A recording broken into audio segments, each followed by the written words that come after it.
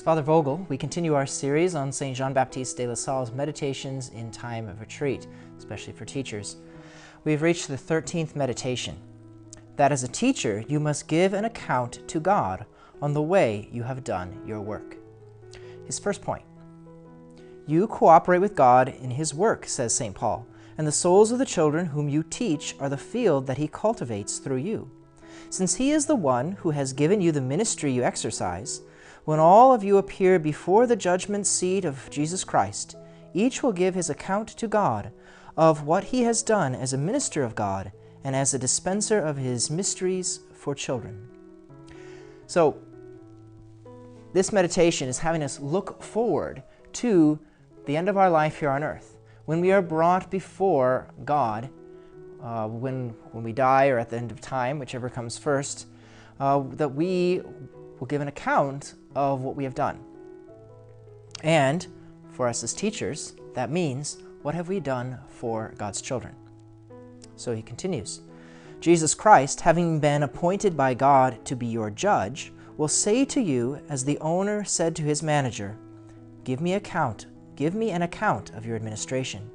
He will then look into the very depths of your heart to examine whether you have been faithful messengers of the wealth He has entrusted to you and of the talents which He has given you to work in His service. The good or bad use you have made of those gifts will then become clear, for the Lord who judges you will unveil what is most hidden and most secret in the depths of your hearts. So, at the time of the final judgment, everything that has gone on in our life will be made known. Nothing goes out of the knowledge of the Lord. He knows all that occurs. And so that includes our work as teachers, because, as he uses the analogy of the man who gave his talents to his servants to do good with it, these are the talents that you have. Not only your gifts as teachers, but also the most precious thing are the souls of our students. And so what have we done to build up God within them? And that is what the Lord is going to take that into account when it comes to our eternal salvation. If you want to prevent the account, which you must give, from becoming heavier with the passage of time, make it every day to yourself. Examine before God how you are conducting yourself in your work, and whether you are failing in any of your duties. So, thinking about the day of judgment, when we are brought before God and we have to give an account of all that we have done, whether it's good or bad, it can be kind of a heavy load to think about. But he says if you want it to stop, if you don't want it to be as heavy, to give an account each day. So every day, examine how we're doing. How am I doing as this role of teacher? Because if we continue to examine and we try to improve, then God will take that into account on the day of judgment. That even though we have failed at different times in the past, we haven't been as good, we have continually striven to do better. Come to see yourself clearly.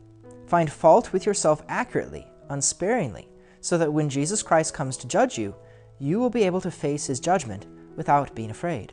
For when He comes, He will find nothing to condemn in you, because you will have anticipated His judgment, not only regarding your own person, but also regarding the talents and graces you have received from God, to fulfill well the service that He Himself gave you.